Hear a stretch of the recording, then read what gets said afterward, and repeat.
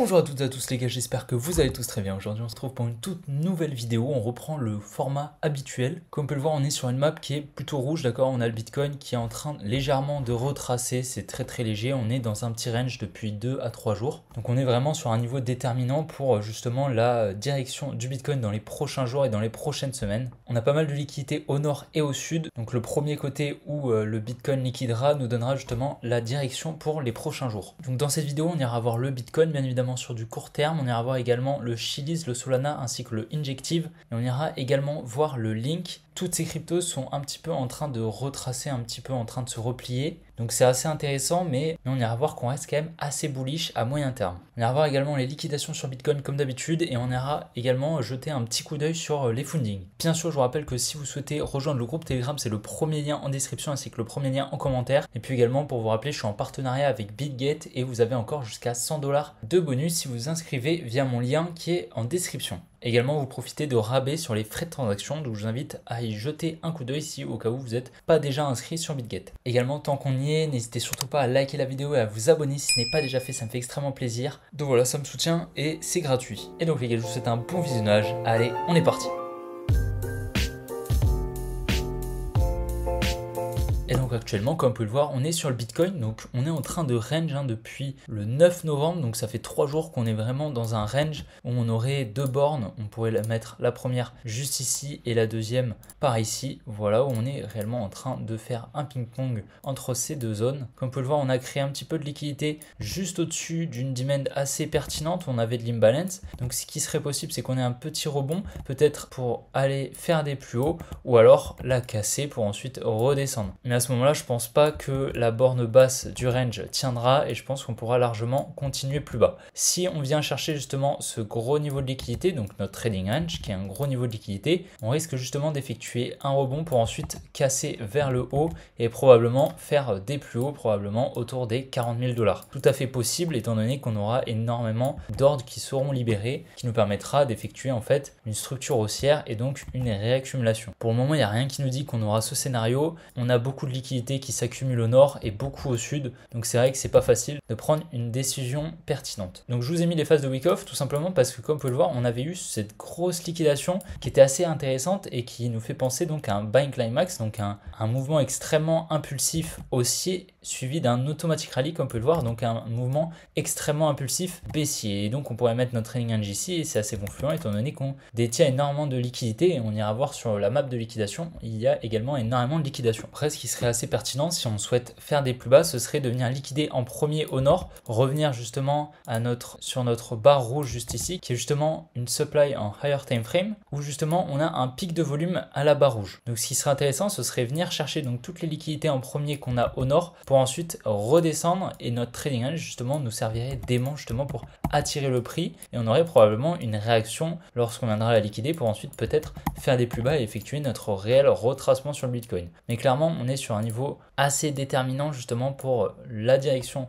du Bitcoin et on déterminera justement cette direction en fonction justement de la première liquidation. Si on vient effectuer la liquidation en premier au nord, il est extrêmement probable qu'on vienne au minimum chercher notre trading range pour soit venir la liquider pour ensuite repartir, ce qui est tout à fait possible, ce qui nous formerait une réaccumulation qui serait assez propre, soit venir la liquider pour ensuite entamer des mouvements baissiers. C'est pas forcément ce que je privilégie parce que si on regarde sur les alts, on verra ça tout à l'heure, on est assez bullish sur à peu près toutes les charts, bien qu'on ait quand même un petit retracement. Après, si on vient chercher en premier la trading range, les probabilités pour qu'on fasse des plus hauts sont quand même bien plus grandes, mais ce qui est tout à fait possible, c'est qu'on effectue un sign of weakness, donc une première liquidation de la trading range pour ensuite repartir, effectuer la liquidation au nord, donc notre uptrust que je vous ai mis juste ici, donc venir liquider ici pour ensuite repartir au final. Donc ça nous ferait une double liquidation avec une première liquidation de la trading range pour ensuite repartir, faire des plus bas. Ça, c'est un scénario qu'on peut tout à fait avoir et qu'on voit très souvent d'ailleurs sur les distributions sur le Bitcoin. Donc pour le moment, c'est assez flou tant qu'on n'a pas de liquidation, il est peu pertinent de prendre une décision.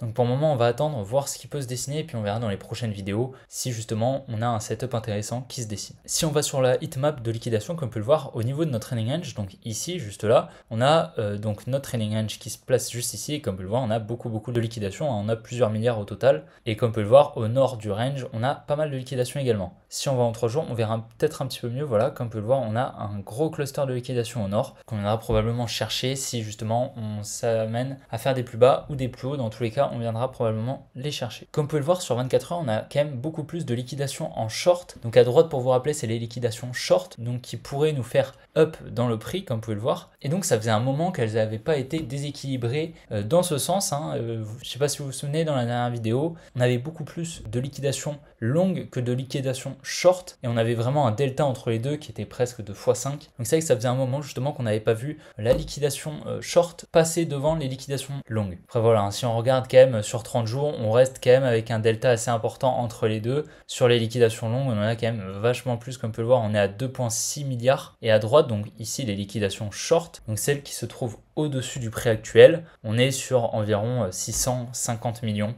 Donc voilà, on est quand même sur un delta assez important entre les deux. Comme on peut voir, on a globalement la majorité des fundings qui sont en positif. Donc qu'est-ce que c'est les funding rates? C'est en fait le taux de financement. Donc ça veut dire que les gens actuellement qui émettent des ordres en long sur le marché payent des frais justement pour les shorters. Ça veut dire que les shorters reçoivent des prêts venant des intervenants qui longuent le marché. Donc ça en général, ça veut dire qu'il y a plus de longues que de short sur un moment T sur le marché. Et donc ça signifie qu'en général on vient les rect. Maintenant, c'est pas fiable à 100%, d'accord? On peut largement rester en positif pendant plusieurs semaines sans qu'on vienne rect justement tous ces intervenants qui longuent. Donc c'est pas extrêmement fiable, mais ça ajoute quand même de la confiance si par exemple on a une analyse qui est bearish. Donc actuellement on est sur le Solana, donc comme on peut le voir, on est en train d'effectuer tout simplement deux trendlines de liquidation, donc une au nord comme on peut le voir et une au sud. Donc lorsqu'on va venir liquider une des deux, on ira probablement chercher la deuxième. Ce qui est intéressant, c'est qu'ici on a une demand qui serait assez intéressante justement, qu'on vienne peut-être liquider pour ensuite repartir au nord. Tout à fait possible, pour le moment il n'y a rien qui nous dit justement qu'on va faire des plus bas, sauf si justement on vient liquider la première trendline au nord, on vient passer au-dessus de ce high,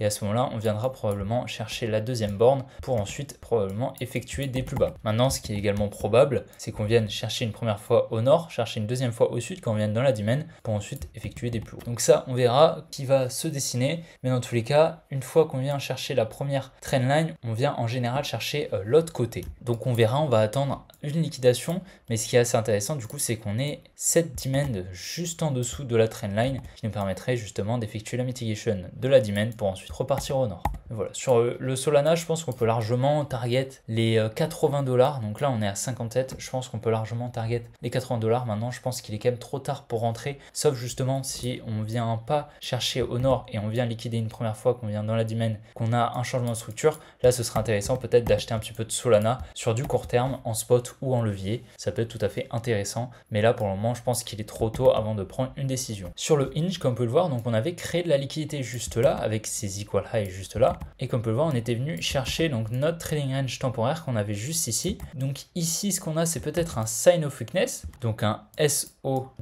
comme on a juste ici. Donc ça c'est tout à fait possible, et donc on serait venu liquider donc ce niveau, et on aurait donc ici une distribution dans la fractalité qui nous permettrait ensuite d'effectuer des plus bas. Donc c'est possible, ça ce sera validé une fois qu'on cassera justement ce sign of weakness et on entamera probablement des plus bas. Si justement on ne vient pas casser ce sign of weakness, on viendra probablement effectuer la mitigation de cette demand et on repartira probablement à la hausse pour target probablement les $20 d'ici très peu de temps sur le injective. On verra en tout cas ce qui peut se dessiner, mais comme vous pouvez le voir, pour le moment on est en train d'effectuer une structure assez haussière en 45 minutes sur le injective. D'ailleurs, si vous ne savez pas comment définir une structure haussière ou baissière, je vous invite à aller voir la vidéo que je vous ai postée hier sur ma chaîne YouTube, donc je vous la mets en haut à droite. Je pense que ça peut vous intéresser pour ceux qui ne savent pas, pour ceux qui débutent justement dans le trading ou dans l'investissement, ça peut vous servir. Actuellement on est sur le link, comme vous pouvez le voir sur le link, on a liquidé justement cette espèce de trendline et on a encore cette trendline au nord. Donc ce qui est tout à fait possible, c'est qu'ensuite on vienne la liquider.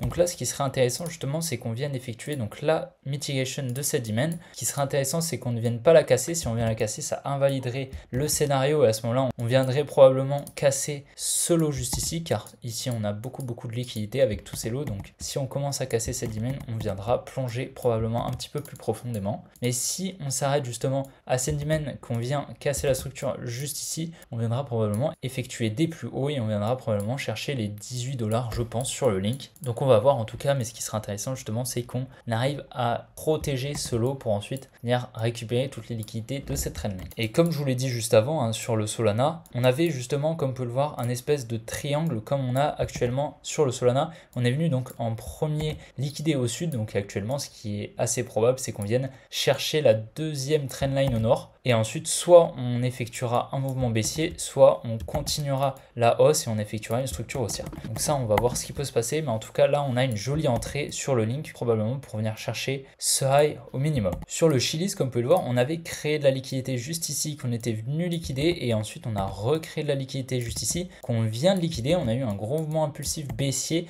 Actuellement, je pense qu'on peut largement avoir un retracement. Comme vous pouvez le voir, on a de la liquidité juste ici. Et on a pas mal de liquidité juste ici qui serait ici notre range, et donc on peut largement venir la chercher pour ensuite soit revenir juste là. Comme on peut le voir, on a une demand qui, je pense, est assez pertinente. Tout simplement, c'est elle qui a permis la cassure de ce gros support qui a fait résistance plusieurs fois, qui a fait support, et donc on a beaucoup d'ordres qui sont en négatif justement dans cette demand qu'il faudra venir effectuer la mitigation. En plus de ça, on a notre trading range qui est juste au-dessus, donc on aura pas mal de liquidités pour servir de contrepartie, et on pourra probablement effectuer des plus hauts. Donc ici, on aura probablement une entrée qui serait assez pertinente si justement on a peut-être une accumulation dans la fractalité, donc une création de liquidité puis une liquidation avec bien évidemment un changement de structure. Donc on verra, pour le moment il est trop tôt pour prendre une décision, mais on a eu une très jolie liquidation avec un mouvement assez impulsif. Donc ça augmente justement les probabilités d'exécution de notre billet. Actuellement on est sur le LTC, donc le Litecoin. Comme vous pouvez le voir, on avait créé un petit peu de liquidité juste ici qu'on est venu liquider. Je pense qu'on peut largement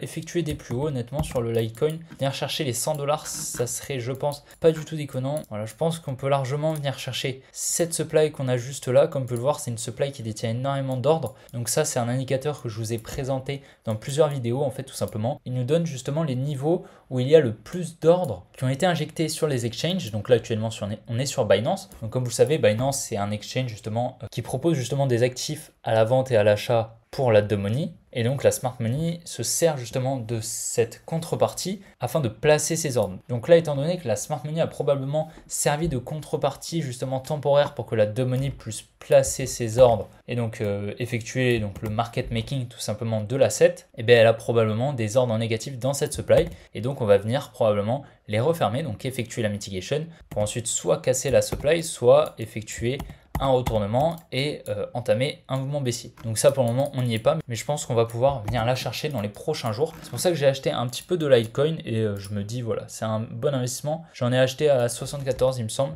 Je pense qu'on peut aller chercher la supply, donc ça ferait une petite performance intéressante de 20%. Donc voilà, c'est sur du très court terme. J'en ai acheté en spot, donc si ça baisse, tant pis, je le garderai sur le long terme. Si on monte, je vendrai probablement dans la supply ou alors un petit peu plus haut, à voir ce qu'il nous fait. Et voilà, ce qui serait très peu pertinent, c'est qu'on vienne casser ce lot. On peut largement venir chercher les liquidités qui sont juste ici, venir baisser un tout petit peu pour ensuite repartir. Mais ce qui serait extrêmement pertinent, ce serait qu'on vienne à la limite juste liquider ce lot. On passe juste dessous pour ensuite repartir. Ce serait assez pertinent. Honnêtement, ici, je vois pas de belle distribution, à part celle-ci, mais pour moi, elle n'est pas assez pertinente, pas assez proportionnelle justement pour entamer un gros mouvement baissier. Donc je m'attends justement à ce qu'on vienne casser ce high et qu'on vienne effectuer des plus hauts sur du moyen terme. Et donc voilà les gars, j'espère vraiment que la vidéo vous aura plu. Je vous invite à la liker, à vous abonner si ce n'est pas déjà fait. Je vous invite encore une fois à rejoindre le groupe Telegram si ce n'est pas déjà fait. Et également, si vous n'êtes pas inscrit sur un exchange ou si vous souhaitez rejoindre BitGet, je vous invite réellement à vous inscrire via mon lien d'affiliation. Ça me soutient et vous, ça vous permet d'avoir des avantages. Vous avez un rabais sur les transactions et vous avez jusqu'à 100 $ d'offert